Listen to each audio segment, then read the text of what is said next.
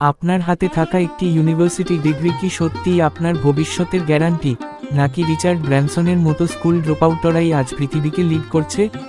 রবীন্দ্রনাথ থেকে জয় গোস্বামী, কেন বাংলার শ্রেষ্ঠ ক্রিয়েটররা প্রাতিষ্ঠানিক শিক্ষার শিকল ভেঙে বেরিয়ে এসেছিলেন?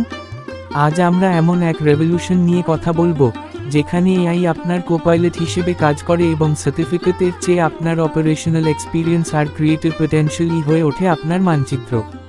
চলুন খুঁজে বের করি এক নতুন যুগের সংজ্ঞা। সবাই যখন একই স্রোতে ভাসছে, তখন কিছু মানুষ বেছে নিয়েছে ভিন্ন এক গন্তব্য। প্রথা ভাঙা সেই সব মানুষের বিচিত্র জীবন আর ইতিহাসের সত্য নির্যাস নিয়ে আজ আমরা হাঁটব এক অজানার পথে। স্বাগত ভাইব অফ ঢাকা এর বিশেষ এই যাত্রায়।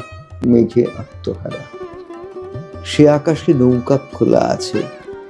মা আমি আকাশ ভরা তারা, মা আমার এক দিঘি জল, সারা গ্রাম করে ছল। মা উত্তর দিচ্ছে, পোড়ামুখী দুচক্ষের বিষ, এর তুই প্রেমে পড়েছিস? বর্তমান গ্লোবাল জব মার্কেটে একটি দীর্ঘস্থায়ী ডিবেট হলো, আপনার ক্যারিয়ারের জন্য একটি একাডেমিক ডিগ্রি বেশি গুরুত্বপূর্ণ নাকি বাস্তব অভিজ্ঞতা সম্পন্ন অপারেশনাল এক্সপিরিয়েন্স। অনেক ক্ষেত্রেই দেখা যায়, কোনো নির্দিষ্ট বিষয়ের ওপর তাত্ত্বিক জ্ঞান থাকলেও রিয়েল লাইফ প্রবলেম সলভ করার ক্ষেত্রে অভিজ্ঞ ব্যক্তিরাই এগিয়ে থাকেন। এই অভিজ্ঞতার গুরুত্ব সবচেয়ে বেশি অনুভূত হয় ক্রিয়েটিভ এবং টেকনিক্যাল সেক্টরে। বিশেষ করে বর্তমান ডিজিটাল যুগে নিয়োগকর্তারা প্রার্থীর সার্টিফিকেটের চেয়ে তার পোর্টফোলিও এবং পূর্ববর্তী কাজের প্রোডাক্টিভিটিকে বেশি প্রাধান্য দিচ্ছেন। এটি কেবল একটি ক্যারিয়ার চয়েস নয়, বরং এটি একটি আধুনিক সমাজ কাঠামোর নীরব পরিবর্তন।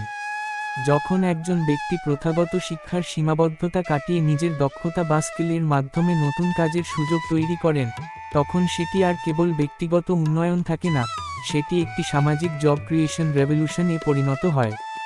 আত্মনির্ভরশীলতার এই বিপ্লবই একটি জাতির অর্থনৈতিক মুক্তির মূল ভিত্তি। এই প্রাতিষ্ঠানিক শিক্ষার ঊর্ধ্বে সৃজনশীলতার এক অনন্য উদাহরণ আমাদের বাংলা সাহিত্য। রবীন্দ্রনাথ ঠাকুর থেকে শুরু করে কাজী নজরুল ইসলাম কিংবা আধুনিক যুগের জয় গোস্বামী, তাদের কারোরই বড় কোনো একাডেমিক ডিগ্রি ছিল না।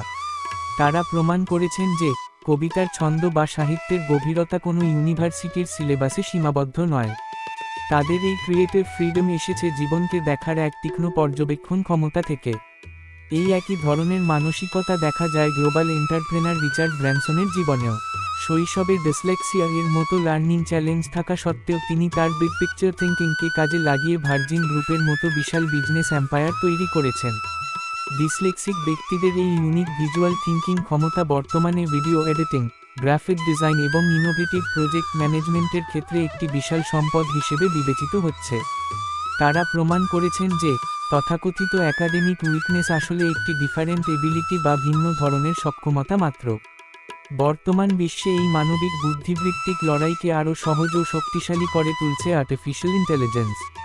তবে এআই কখনোই মানুষের বিকল্প নয়, বরং এটি আমাদের একটি শক্তিশালী কোপাইলট। যখন মানুষের ইমোশনাল ইন্টেলিজেন্স এবং সৃজনশীলতার সাথে এআই এর ডেটা প্রসেসিং স্পিড ও নিখুঁত ক্যালকুলেশন একত্রিত হয়, তখন তৈরি হয় এক অনন্য অগমেন্টেড ইন্টেলিজেন্স। এটি আমাদের ইনফরমেশন ওভারলোড থেকে বাঁচিয়ে মেটাকগনিশন বা নিজের চিন্তাধারা সম্পর্কে সচেতন হতে সাহায্য করে। বিশেষ করে কন্টেন্ট ক্রিয়েটরদের জন্য এই টেকনোলজিক্যাল সিনার্জি কাজের কোয়ালিটিকে এক নতুন উচ্চতায় নিয়ে যাচ্ছে। পরিশেষে বলা যায়, ডিগ্রি হয়তো আপনার যাত্রার শুরুটা সহজ করতে পারে, কিন্তু দীর্ঘমেয়াদী সাফল্যের জন্য নিরন্তর লার্নিং এবং প্রযুক্তির সাথে অ্যাডাপ্টেবিলিটিই হলো আসল কথা। জীবনের প্রতিটি স্তরে অভিজ্ঞতার সঞ্চয় এবং নতুন উদ্ভাবনের এই সমন্বিত প্রয়াসই পারে একটি উজ্জ্বল এবং প্রোডাক্টিভ ভবিষ্যৎ নিশ্চিত করতে।